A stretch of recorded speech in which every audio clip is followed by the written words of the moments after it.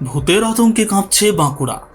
বাঁকুড়ার ইন্দপুর ব্লকের ভেদুয়াশোল গ্রাম পঞ্চায়েতের নিভৃত বাঁশকেটিয়া গ্রামে আজ যেন নিঃশব্দ আতঙ্কের বাস।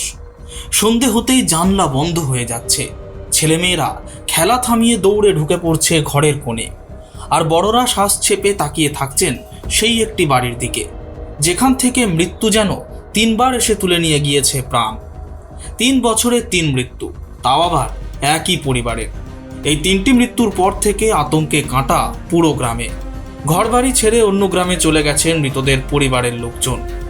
দিনের আলো ফুরোতে না ফুরোতেই পাড়া যেন গিলে খাচ্ছে ভয়। ভূতের আতঙ্কে গ্রাম ছেড়ে পালানোর পরিকল্পনা করছেন প্রতিবেশীরাও।